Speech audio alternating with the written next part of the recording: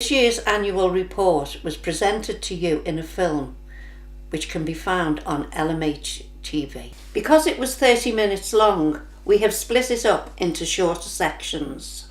This section is about value for money.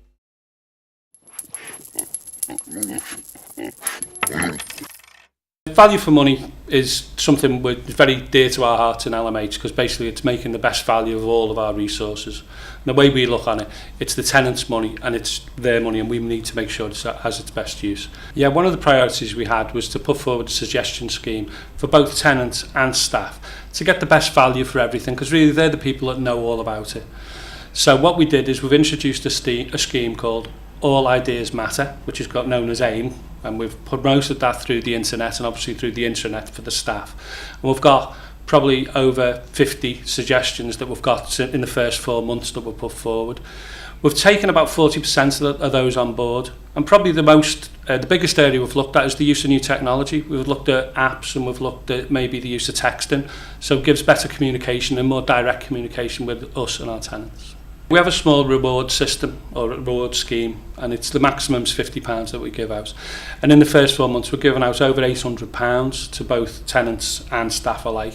And so we've got some really good suggestions. Our second priority was to deliver the 2011-12 VFM, as we call it, Value for Money targets.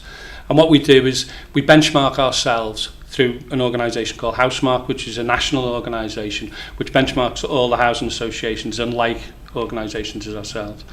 And we compare on how we perform, and what we aim to be is the best in everything. And I know that's sort of a utopian idea, but we're striving to do that.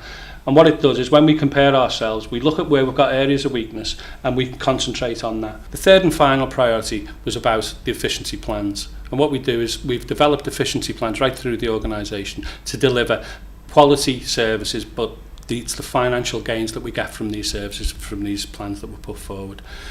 These savings that we make are then reinvested in what we know as the social dividend, and that gives more choice to the tenants on how they spend the money. So you're looking at things like communities and neighbourhoods and how we spend more money on that. Last year, our efficiency plans delivered over £500,000 worth of savings.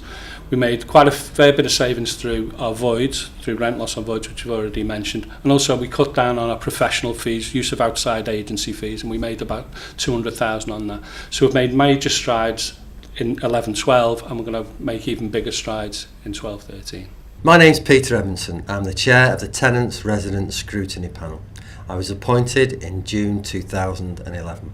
The panel's made up of a really dedicated team of tenants who freely give their time up, and we've done 3 reviews up to now. We've looked at complaints, we've looked at antisocial behaviour, and we're in the final stages at looking at improvements.